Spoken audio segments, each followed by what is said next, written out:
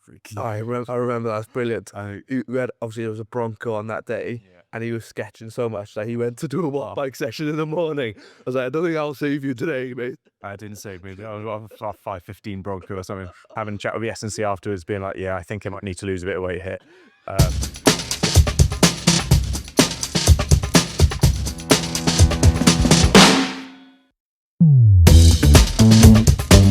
To the thousands in attendance and the millions watching around the world, welcome to the Cauldron, the Aberavon Rugby podcast, where today we're going to get to know a couple of young wizards. Felix, how are you? Yeah, not bad, thank you. How are you? Yeah, really well. Gwilym, how are you? Yeah, very good. Happy to be here. I didn't get the knitwear memo, lads. Oh, I know. I think it's a bit of a coffee shop thing. Is it? To be fair, we didn't even decide on this, but then as I picked him up this morning, we both had a Tupperware porridge and an apple together, so I think we're spending far too much time together. Well, to be honest, you're wrapped up today, but it's beautiful sunshine here because it always is. That's one of the reasons I'm sure that you decided to sign for Aberavon. But today we're going to talk about your journeys, particularly your previous club before becoming Wizards in Cardiff University. So let's start with you because you're from geographically further away than you because you've just come down the road. So let's talk rugby journey then, because it's certainly not anywhere near the end. But let's go back to the beginning. Where did it start for you? Right, so I started sort of down at Old Lanians, sort of just a local club. My dad took me down one day, sort of about year 5, I think it was. And then sort of went from there. Went from there. I went off to Whitgift School in Croydon, which was good. I enjoyed playing rugby. I didn't play much ones or anything down there. And then took a gap year and played for Isha, which was good fun. I sort of took years, put on a bit of size. It was sort of when COVID hit. I was working as a teaching assistant and free meals and stuff. So took the time to put a bit of size on, got a bit fat, and then came to uni, really. Lost it all since now. Yeah, exactly. So that was school meals. Yeah, So just all carbs. It was mostly.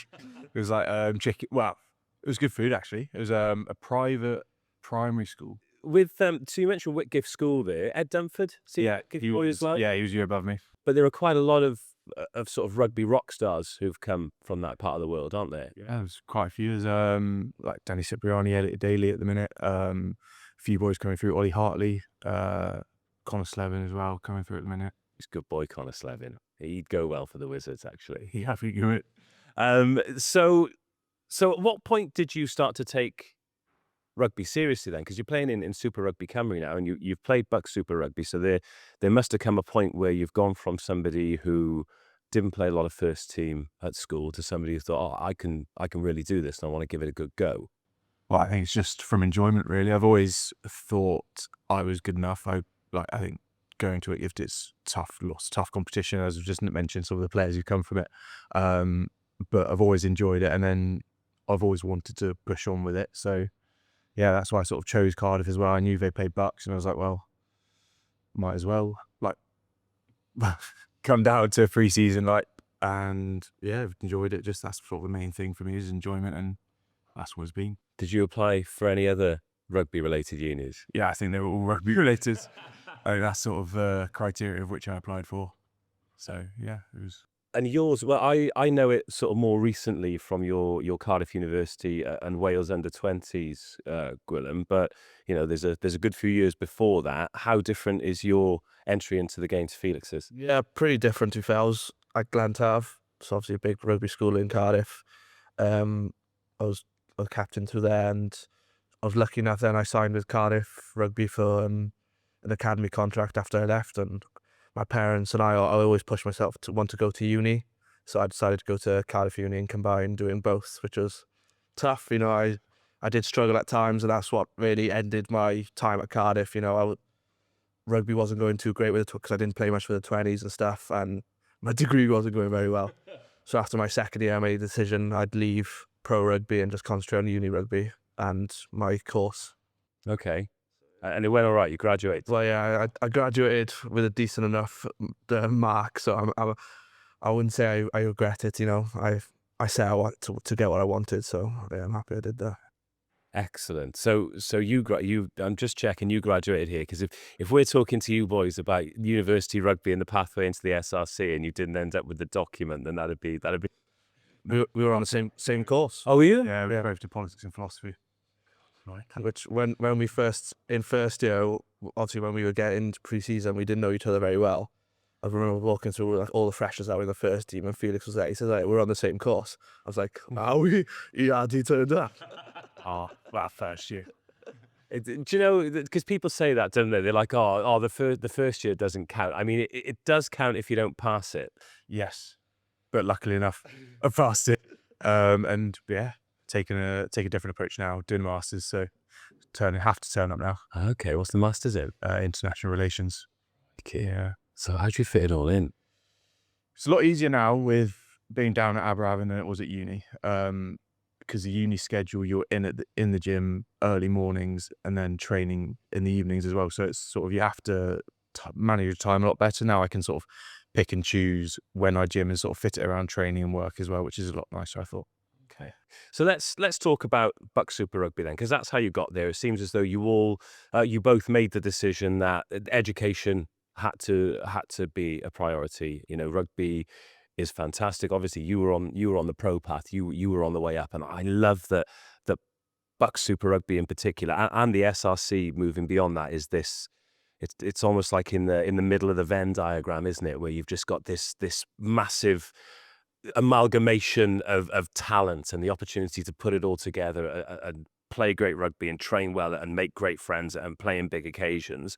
So when you got to Cardiff University, what happened then? Were you invited to the pre-season? Did you kind of put your hand up and say, I think I can play for this team, and it was an open trial situation? What happened once you got there? So I initially didn't. I contacted the head coach at the time, and sort of a bit back and forth, and ended up not getting invited down initially, and then going away to sort of West Wales with my mates, and they get a call from Ed actually, being like, right, can you come to pre-season on Monday? Sort of like, I've had a chat with the coach, he wants you down now.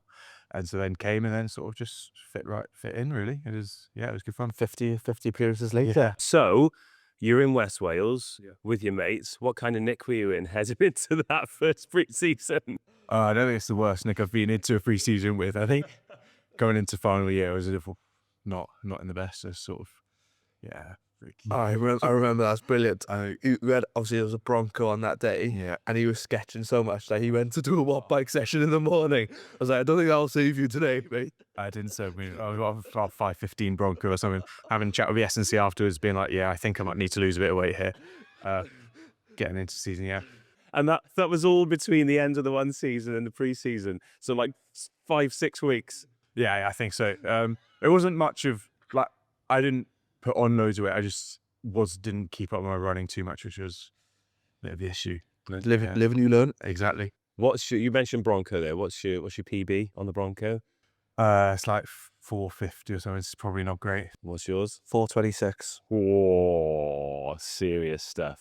Did you see, was it Seb Atkinson? Yeah, sharp. 4'8". That's sharp. I saw like Jamal Ford Robinson put like a video of it, and he's absolutely going for it. I was like, wow. That's staggering, isn't it? yeah, fair play to us, mine. A horrible test for horrible humans. So yours was let's call it a freak chance, but it was all written in the stars. And then 50 Buck Super Rugby appearances later, and now you're playing for this great club in SRC. I'd imagine they were falling over themselves to get you to the first pre-season, were they? Yeah, it was a bit of that. So obviously a link between Cardiff Rugby and Cardiff Uni. So I'd spoken to the head of rugby at the time quite a bit. So but I stayed with Cardiff for a bit of pre-season, and then sort of joined maybe 6 weeks before the season started. So and somewhere like for Cardiff, like good with Cardiff is I had a chance to play from day one. You know, whereas a lot of boys I know who are in academies in Exeter, Loughborough, they have to really graft to get into that first team. You know, Hartbury, everyone starts in the freshest team and stuff like that. So one good thing with Cardiff is I could go in there and play and start from day one, you know, and that really accelerated my development then. Well, do you know, you've already mentioned Connor Slevin there, really talented guy, played 10 for England under-20s at the under-26 Nations at the World Championships, but wasn't in a Buck Super Rugby programme and hardly played any rugby between the age of, 20 and 22. He's managed to find himself at a loan deal now. Is it Chinna? Chinna, yeah. Playing at Chinna. Great guy, lots of talent, but no opportunity for senior rugby. And, you know, you went to the same school as him. He was probably someone who was vaunted because he got that Harlequins contract, but here you are playing regular competitive rugby in a national league from Cardiff to Swansea to Exeter to Durham, and we'll talk about those bus trips a little bit later, I'm sure. But just being able to sharpen your tools, being able to improve, being able to get on board with S&C, and being in an environment with players who haven't come through academies, who come from all kinds of backgrounds, and you must just grow not just as a rugby player, but as a person as well. Yeah, 100%. 100%. I think, well, yeah, I don't know. Sort of, you're meeting new people. Sort of, it's like, yeah, I always say, like, all the friends you meet, like, are from when we lived together, there was one Tongan, there was like one boy playing for Ireland, you know, one boy from South Africa. So like, if I didn't go to uni, you'd never have that, and you'd never be friends with these type of people. So What were those how did the training sessions differ then from when you were with Cardiff Uni to when you were with Cardiff Rugby? obviously a lot of Cardiff rugby was like skills and stuff, but not really, because in the academy you don't really have, like, there's no team, you know. So there's a lot of skills, like repeating the same stuff a lot, and then I'd come to Cardiff Uni and it'd be a lot of team stuff. A bit, I could see the difference between like professionalism and the uni, you know, with no disrespect to the uni, but obviously that, like, I feel like the uni's improved that now. It's a lot more professional than when we started. I feel like it was a bit had that bit of amateur and stuff to it, but that's completely gone. But yeah, so I'd say the big difference is just the intensity, you know. I was in Cardiff 4 days a week, you know. We're happy to have like 3 sessions maybe. And Was that was that amateurism? Was that charming or was that frustrating for you? obviously I was young, you know, I was 18 at the time, so I didn't feel like I had much of a say to try and push it on. Maybe going back I should have, but like, there's still quality players, you know, that's the thing. There's still quality there, but I just felt like our potential was a lot more than we showed at times, you know. That's some of my regrets in Cardiff Uni is like, we could have had a proper like go at winning, Yeah. and not like being in games. I just felt like that's what was missing for part of it. But What were those sessions like for you compared to what you'd had in your rugby journey before? Yeah, I'd say it was similar. I think with sort of a team run stuff, it's obviously a bit different from sort of when you're playing sort of minis rugby and going to school and doing a lot of skills, as Gwilym said, in the academy.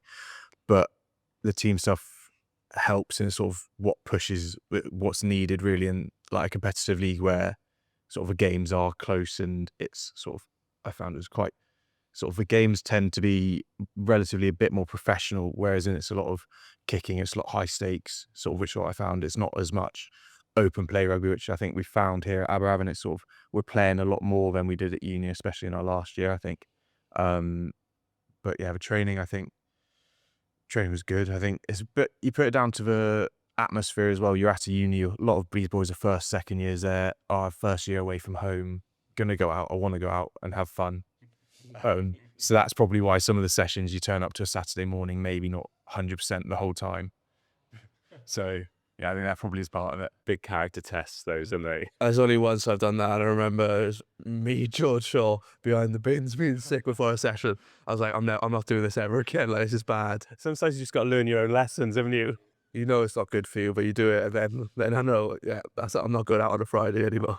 What about the big occasions then in Buck Super Rugby? Because some of the spectacles now are incredible, particularly for Cardiff University, because there's the varsity at the end of the season that is, you know, either played at the Swansea.com stadium or the Arms Park or the Principality.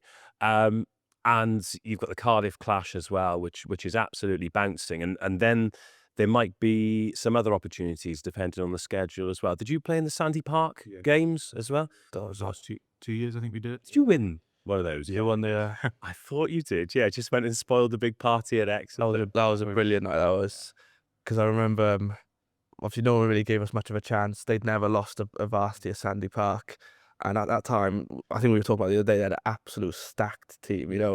Loads of future pros in that team, and to manage that, it was a satisfying bus journey home. That was. I bet it was. So tell us about some of those massive occasions then, and how they were to play in, because you in particular, you'll have never played in anything like that before. No. Oh, I think, yeah, no, not at all.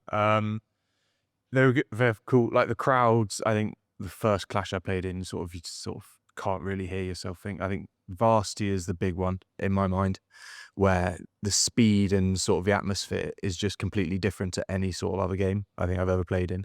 Sort of you run out and your heart's going like 1,000 miles a minute. But apart from that, big games, I think Durham away was a big one for us. In the quarterfinals, like they'd not lost there in 2 years or however many years, and go over, turn them over, and it's a nice feeling. Yeah. What about for you? Some of those Yeah, occasions. I remember the first Cardiff clash. I was like, oh wow, this is brilliant. Like you think in school you never play in front of a crowd. I didn't play representative stuff, so when I ran out of the clash, I was like, oh wow, this is good. But then you obviously, as you get older, you sort of get used to it a bit more, which is I remember always walking through our supporters in town. I was like, wow, that's goosebumps. And I was thinking, oh, do I do a Masters now, just do another year with it? But I didn't want to do the Masters. I just wanted to have another crack at all these big games. And I'd say as well, when I remember playing obviously France away, and that atmosphere was bouncing there, and it was a full stadium. I was like, I don't think this really compares. Yeah, well, it might not have compared because you conceded 60 odd points. Yeah, that's that one reason. Yeah. So this is the France under-20s versus Wales under-20s that you played in. It was in Oyonnax, wasn't it? And the stadium was rammed, and that France team was ridiculous. Yeah, I'd never like you always go and think we can win this game, but then that quickly went away. I remember it was raining, and we decided before the game, we're going to keep everything tight and kick a lot. And then they just started throwing the ball about, and we're like, okay, then you feel it's going. They scored some ridiculous tries that day, but some of the names on that team sheet, Poso Tuolangi, Oscar Jegu, he played in every game in the Six Nations this season, I think. Biarri, Play the tournament, he was. Scored a few, didn't he? Quite quick, and yeah, I think out of the 23, I think 18 of them are now playing top 14 or Pro D2 every week, and half a dozen have been capped by France. So yeah, I remember the captain's Gaetan. He was a top. He was a top scorer, the top 14 at the time he played, and we were like, oh okay. And Paul Costs was in the centre as well. The Toulouse boy. Oh my, yeah, serious. They wanted to put on a show in front of their. Certainly did that. So you boys were talking about the Cardiff clash there. There's Cardiff Uni versus Cardiff Met at the Arms Park. And weirdly, when I go to the Arms Park for whatever it is now, whether it's URC or SRC or Bucks, the four corners I associate with four things that happened in the clash. So in the one corner, Luke Northmore scored a try that was a knock-on, and that was the difference in the game. Across the try line there is where Di Jones scored in the corner, just managed to sort of wriggle his way through. And then at that touchline, there was a massive lock for Cardiff Met called Eduardo Balocco, and he ended up playing for Bath Uni as well, and he scored a great try. And Burnsy, he's just like, the Italian stallion. And then the other one is where our pal Ed Dunford has curved the conversion in and just turned to the Cardiff Met supporters and given it the Jesus arms. But standard Ed, that is. Yeah, he's like, but massive occasions in front of full crowds in a great stadium, they are proper fixtures in the Welsh rugby calendar now, aren't they? And one thing I'd say, it is the thing that makes it great is a proper rivalry. Yeah. We don't like each other, Obviously, a few players, but once it's I feel like it's a proper rivalry and there's a proper distaste that you really want to get over them. And not just rivalries have to be competitive, and it is competitive. Well, yeah, I think, whenever we play them, the scores were always decided by 1 or 2 points, I think. Really, not what more could you want from a spectator, but usually we were on the wrong side, so it was a bit. Yeah, but whatever form they come into, both teams, does not matter anything. No, this season, Yeah, please. this season, for example, amazing game, one with an interception try with a clock in the red. Like, how good? We were watching that game. You know Eddie Anya? Yes. He lives in the flats behind. So we were on like the little balcony as there. What's it? Does he really? Fantastic. Well, let's talk about Eddie Anya then. Did you ever in your life think you'd end up on the same team sheet as a Kenyan Sevens player? There was big. I remember there was big talk about when he came in, like if he was going to come in or not. I was like, yeah, he's like 6'4", whatever, very quick. And then the first gym session he came, I was looking at him. Oh, yeah, he's definitely Yeah. Unfortunately, obviously, we didn't get him as much ball as he would have liked. Did you? But no, great bloke as well, though. Yeah. So he's. I tell you what, like December in St. Helens must have been a shock to his system. God. He started wearing tights from like October. He's like, what is this? Why is it so cold? Yeah, asking if he can wear woolly gloves to play. Yeah. So, all right, then I'd like to move to the SRC here because I was told that this was supposed to last 10 minutes, but I could chat to you boys about this stuff all day. But parking Cardiff University at Buck Super Rugby and what it's meant for your rugby journeys coming from completely different backgrounds and completely different journeys to get to Cardiff, you'd look back on it very positively, would you? Yeah, I think so. I think if you asked me at the start of my uni career if I was going to play 50 games in 3 varsities, that'd bite your hand off, like, yeah. But then that comes to now and where it's taken me and where it sort of opens doors and sort of Swank bringing us down to Aberavon is like, yeah, can't think of anything better, really. And for you, at some point, you probably thought, do you know what? I'm just on the professional pathway here. I'm going to get 100 Wales caps and life's going to be good. They'll name a street after me in Pontcana. But yes, you'd look back on Cardiff. You made that decision. Education and rugby was the right way to go. Yeah, 100%. You know, I always think, oh, what if I just given rugby 100%? You know, and field boys in the academy have got Welsh caps. But I think obviously rugby is a really short-term thing and things change so quickly. So I can happily say I've got my degree now and whatever happens in the game, I can go into work and I've got that like behind me. So I can use it hopefully sometime in the future. But I'm just rugby for now. It works for me. Do you know what's really interesting about that, though, is that's a very mature decision to make at the age that you made it. And Ben Cohen, not the one who plays for Exeter now, the one who won the World Cup, he said recently when they had a bit of a reunion of all those World Cup winners that if you gave him the opportunity, if you gave him the choice now as to whether or not he could have still won the World Cup or not won the World Cup and had a degree in a career, then he'd seriously consider it. Yeah, that's obviously that's the thing. It does take a lot out of you rugby injuries wise, and especially at that level. You know, unfortunately, some people get out of the game like a lot worse, and like what you see now with like head injuries and stuff. Like it's life changing stuff. They can't play with their kids. You know, they can't remember their kids' names and stuff like that. So I know that Shontaine Happy he did an open letter, the New Zealand Rugby League, England Rugby Union player, and I remember reading that kind of open letter, and he said he'd have head knocks, he wouldn't tell the coaches because he didn't want to get dropped, and then couldn't remember his kids' names. And that's a good few years ago now. Like there's a lot of water under the bridge since then, and hopefully moving in the right direction with that. But that is for another podcast, gentlemen. So right, let's park Cardiff Uni. Let's talk about Swank actually, because he's not in the room. He refused it. I'll admit when I first met him, I was quite intimidated by him. He's a big guy, hell of a jaw on him, hell of a jaw, couple of tattoos. I thought, oh my God, is this fella going to take my lunch money? But it was actually, we've mentioned him a few times today, so we can edit this out. It was Ed Dunford who was telling me that all the boys who play for him absolutely love playing for him, and since getting to know him a bit better, he seems like the kind of bloke that I'd love to be on the same team as. And it seems like he's played an integral part in the development of a lot of the players, both here at Aberavon and with Cardiff University, and in some instances, both. yeah, 100%. So I think massive. Obviously, Swank came in our first year as a defence coach.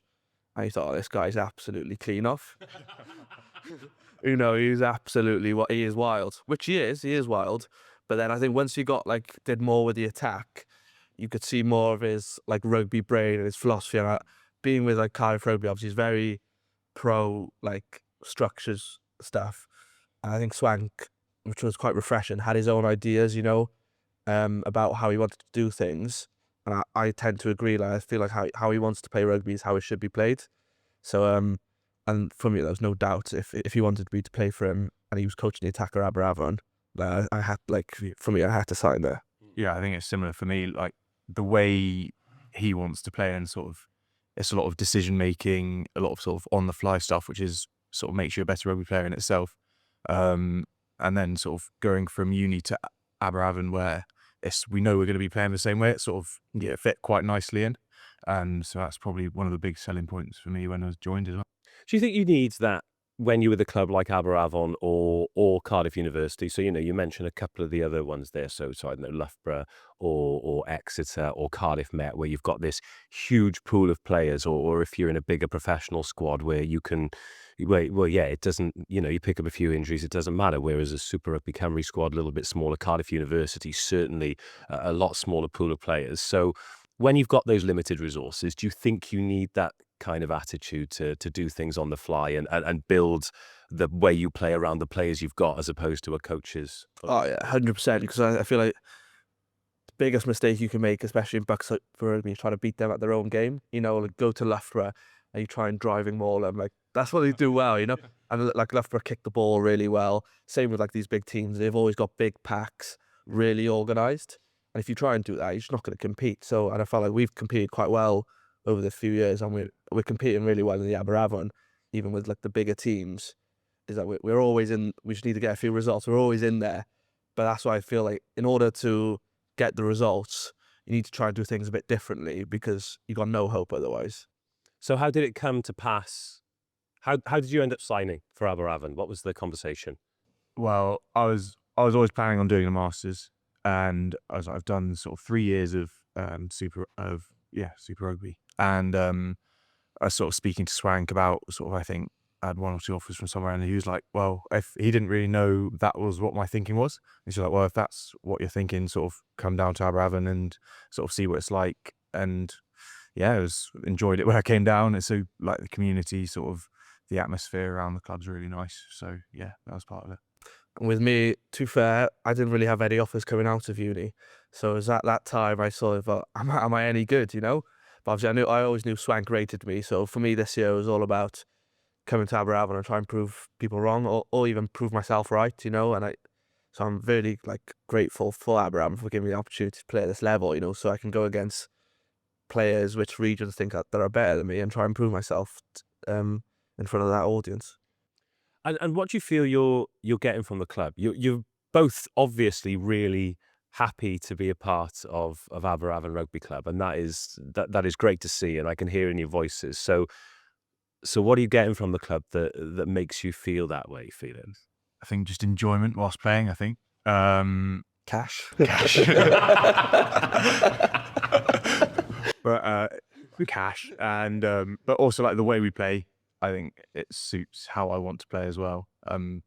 Getting lots of touches on the ball, scoring tries for once, which is different to uni. How many this year, mate? Can't lost count. I think it's about 9 maybe. Yeah, Millions. But no, it's it's just enjoyable.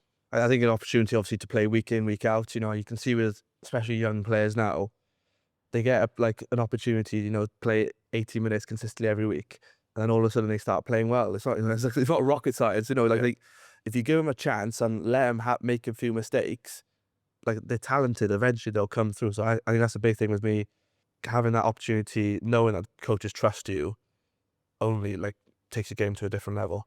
How do you feel playing against Cardiff now?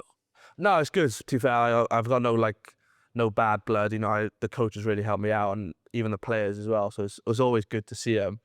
But obviously, there's always something in the back of my mind thinking I want to try and get one over on them. So, but no, I've got no issues with Cardiff. Obviously, I made that decision on my own, so I've only got admiration and good memories from that place. So we spent a lot of time talking about your rugby journeys here. Where has where is this season with Aberavon ranked in terms of the enjoyment that you've had, the rugby that you've played, and kind of the memories that you've made as rugby players?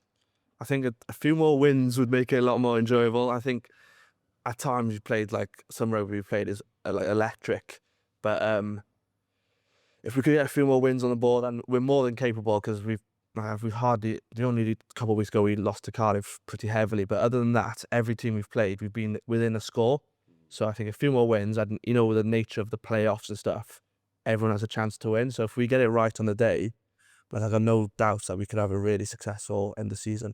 Yeah, I think that's the same exact thing. I think where it ranks, it's, well, if out of enjoyment, it's been up there for me at least. I think the winning side, yeah, could be improved. I think I've had a few injuries this year, but like when I have been playing and with this season and the club in a whole, it's been really enjoyable. I think, like I say, maybe one of the uni years where we we made a run in the cup. I think it feels like one of those years. Like just enjoying the rugby. We feel like we're playing good stuff. It's just getting over the line, as Gwil said.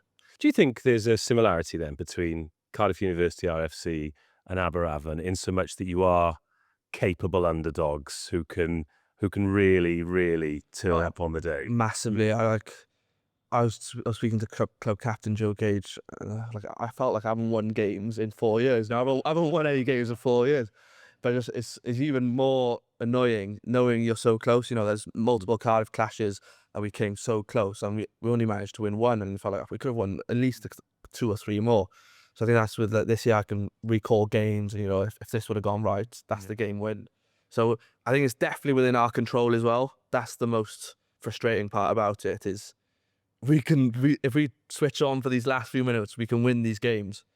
But I think it's up to us now, just going out and doing it. Yeah, no, exactly that.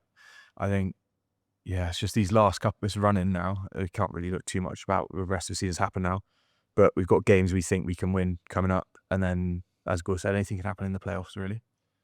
Okay, right. So to finish with them, boys,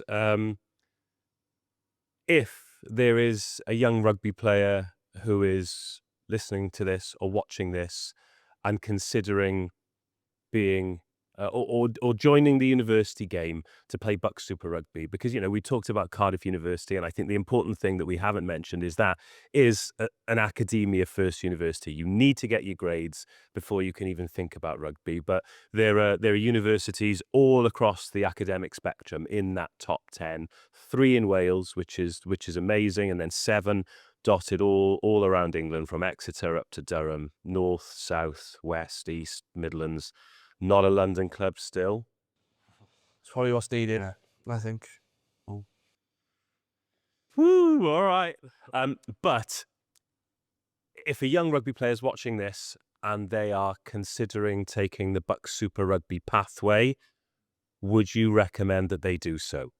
Yes, just because the sort of experience you get from playing, and if you're in those setups like the Cardiffs, the Loughboroughs, whatever, the amount of games you can play and the amount of rugby you do get, whilst also getting a degree, which helps you out if you end up not making it.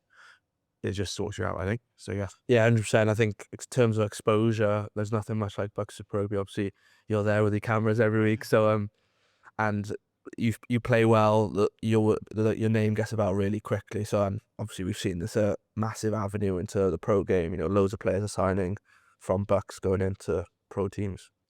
Hey, you know that I absolutely love it, and yes, there are the pro avenues, which is incredible, and to see, it's only Ireland who haven't, in the Six Nations, who haven't capped a Bucks Super Rugby player now, which is absolutely incredible. I don't think France will cap anymore, but Thibaut Flamand is all right, isn't he? That's that's a really good one. But yeah, Scotland with Sam Skinner. I'm not going to go through them all, but it's only Ireland who haven't. But what we don't talk enough about are the lads like you who are still finding a way in rugby, but making their way in whatever else they're going to do in their lives. We've got other players, so Teddy Leatherbarrow, who ended up signing for Scarlets for a season. Now he's over in Hong Kong. He's got a great job over there, and he's playing rugby. People are using it to get the degree, but make a great life, whether that's in rugby or outside rugby. So that's why I love it, and I feel as though As you mentioned, you meet a lot of different people to you'd meet in the academy, people from all around the country, all around the world, and it's awesome. So with that in mind, you're now Aberavon boys and Super Rugby Cymru boys. So as the next step from Buck Super Rugby, how about the SRC, the rugby, the clubs you're involved with, Aberavon in particular? Is this the place to come for young rugby players who want to play and want to be part of a great club? Week in, week out, you've got a tough game, and that's what's needed. You need to go head first into these tough games. You can play against some ex-pros, current pros, and you really see how well you match up with that. Yeah, same. I think for me, it's more the boys you're playing against, sort of in academies, sort of ex-pros, as Gwilym just said, pros. You're sort of testing yourself out. Like, am I good enough, like, to play at this level? And most of the time, it feels like a yes for us, I think. Yeah. Just got to keep on top of them Bronco times, haven't you? Exactly. Bit more running.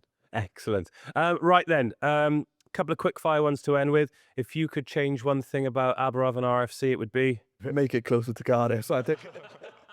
That is a good one. Yeah, that's a good one. You hardly drive, mate. I'm the one that's driving him all the time. I genuinely thought you were just going to say win more games. Oh, no, yeah, that'd be one as well. But if we could make it like maybe 20 minutes closer to Cardiff, that'd be appreciated. This is unbelievable because it's like half an hour. Yeah, but you think about it 3 times a week, With traffic. back away from training as well. Like, because we didn't talk about it in the end, but you played for Cardiff RFC. You had a away trip to Exeter and Durham and Leeds and Loughborough and Swansea. Oh no, you had Cardiff Met. You could walk to that one. But yeah, Swansea, Hartbury, Bath, and you're like, oh, can't drive to Port Talbot, mate. Yeah, though, aren't you? Like, Yeah, you do Durham once a year. You're on the bus as well with the boys. It's brilliant, son. It's brilliant if you win. Oh, yeah. so that wasn't that great then. No, well, we went in Durham, and that was a tough bus. But everything at Durham is horrible, really. But I think we should end it there, boys, because I could talk to you all day, but we've got the team behind the cameras who are looking at their watches thinking they have got places to be. When you come to a Wizards game, talk to these two lads because they've got some great stories, and I'm sure just from listening to them for the last, how long has it been? Good God, it has been a long time. You've found out a lot about them. But great lads, great squad, great club in Aberavon. Buck Super Rugby is providing brilliant opportunities and brilliant players that are feeding into this league and many more. The SRC isn't going anywhere, and neither are Aberavon. So thank you for joining us on the Cauldron. Until next time, goodbye.